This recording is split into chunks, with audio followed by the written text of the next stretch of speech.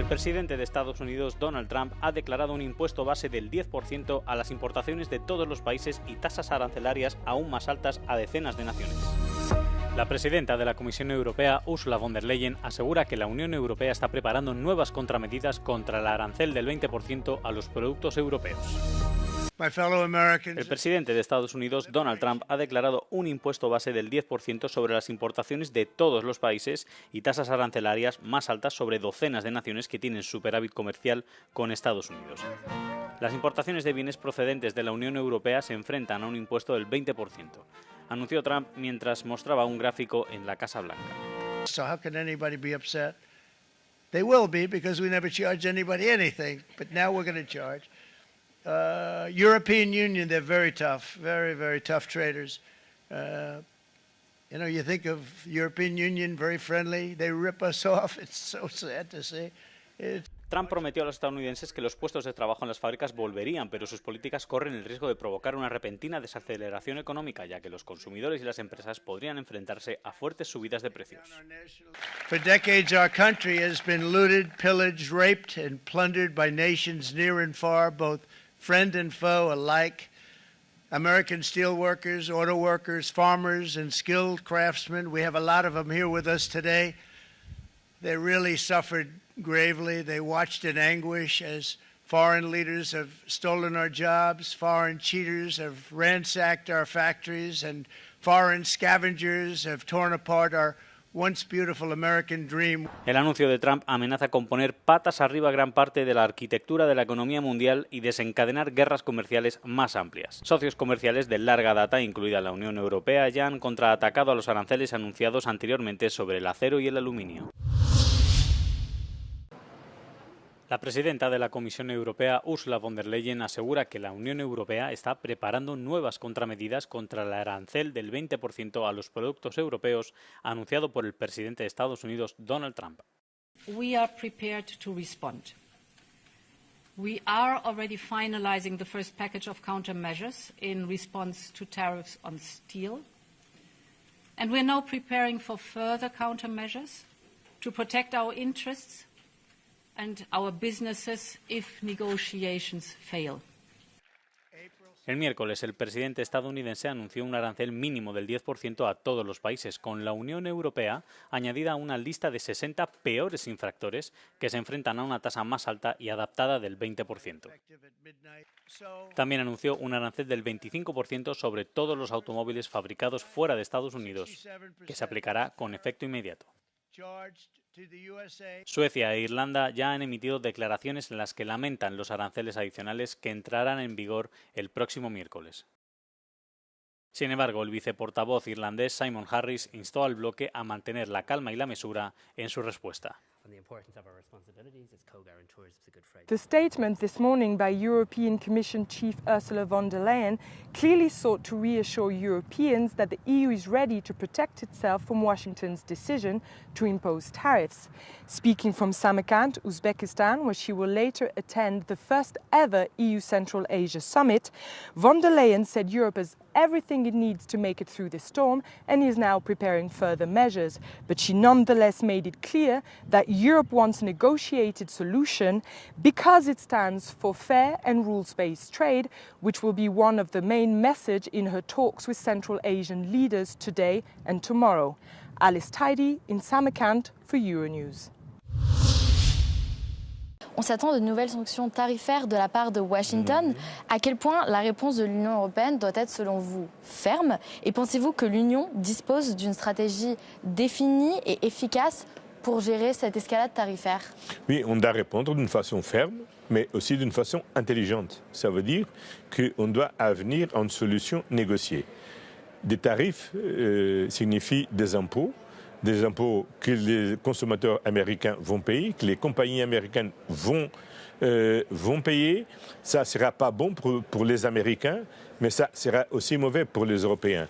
Donc, rentrer dans une guerre des tarifs, ce n'est pas le mieux chemin, mais effectivement, on doit répondre, mais de façon à qu'on puisse trouver une solution négociée de l'intérêt commun et réciproque pour les États-Unis, pour l'Europe, pour l'économie américaine, pour l'économie européenne.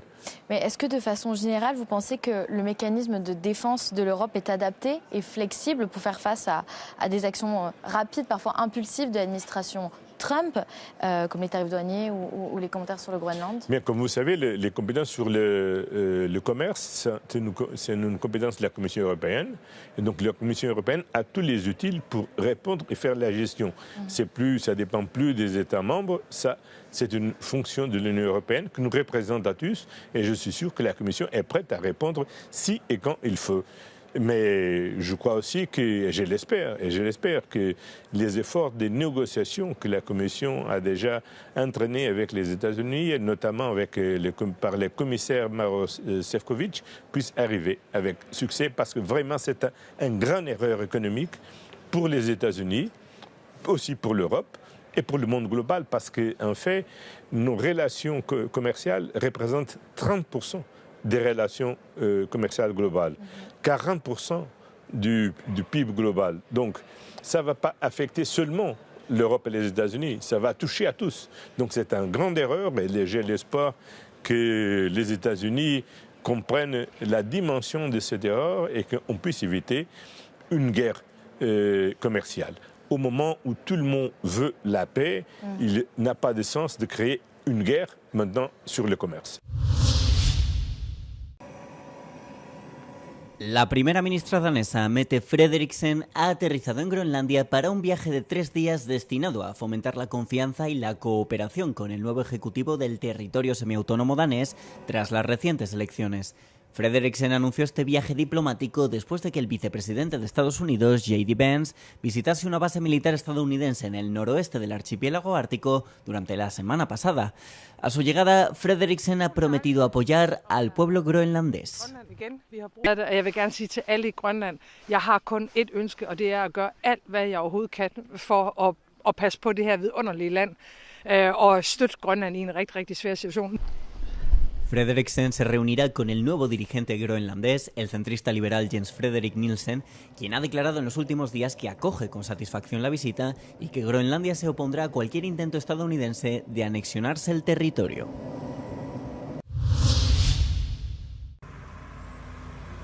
Al menos 4 personas han muerto tras un ataque con misiles rusos contra la ciudad ucraniana de Kryvyi Rog. Según el jefe de la administración militar de la ciudad, se declaró un gran incendio y varios edificios de apartamentos resultaron dañados. 14 personas resultaron heridas en el ataque, según el gobernador regional, entre ellas un niño de 8 años y una niña de 6. Kryvyi Rog es la ciudad natal del presidente ucraniano, Volodymyr Zelensky, y se encuentra a unos 70 kilómetros de la línea del frente más cercana.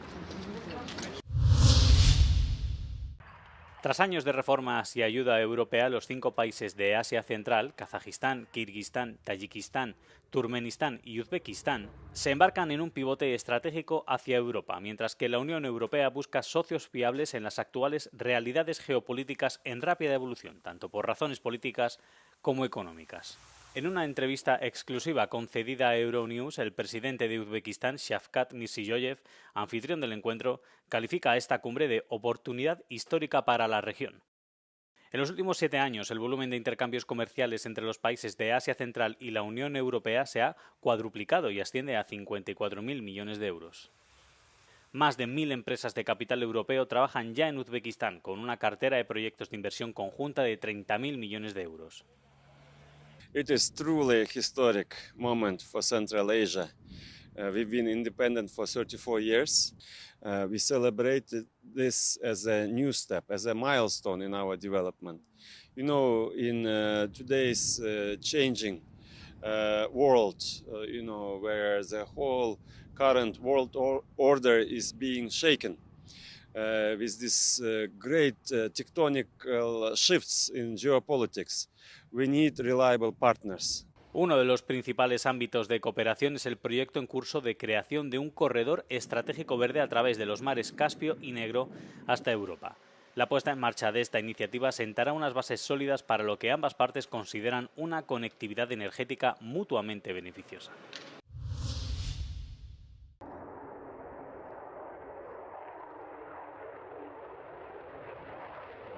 Europa cuenta con unos 2.000 aviones de combate. Aunque aviones europeos como el Rafale francés, el Gripen sueco y el consorcio europeo Typhoon constituyen el grueso de las fuerzas aéreas del continente, el F-35 de la estadounidense Lockheed Martin resulta clave. Italia ha encargado 90 aviones, Alemania 35, Bélgica 34 y Polonia 32. En total, Europa podrá contar con otros 200 aviones estadounidenses en los próximos años, con el riesgo de mantener su dependencia militar a pesar de las peticiones de autonomía estratégica de la UE. Il y a une forme de dépendance parce que c'est un appareil qui est très sophistiqué et qui nécessite beaucoup de maintenance. Ça signifie qu'il faut remplacer des pièces régulièrement. La chaîne logistique qui produit ces pièces, eh bien, elle est gérée par Lockheed Martin aux États-Unis. Et donc à ce niveau-là, on peut dire qu'il y a une forme de dépendance des États-Unis. En lo que respecta a las fuerzas aéreas, la tecnología estadounidense también tiene ventajas sobre la aviación europea. Il y a quand même une petite différence parce que les Américains maîtrisent malgré tout des technologies, notamment en termes de furtivité, que ne maîtrisent pas aujourd'hui les Européens. La question est évidemment de savoir est-ce que pour les opérations de combat modernes, la furtivité est quelque chose d'absolument requis ou bien est-ce que l'on peut s'en passer et compter sur des avions qui sont capables de présenter un haut niveau de discrétion. También se plantean dudas sobre si Washington podría reservarse la capacidad de dejar en tierra sus aviones, algo que podría asestar un duro golpe a la fiabilidad estadounidense y a las lucrativas exportaciones de su industria militar.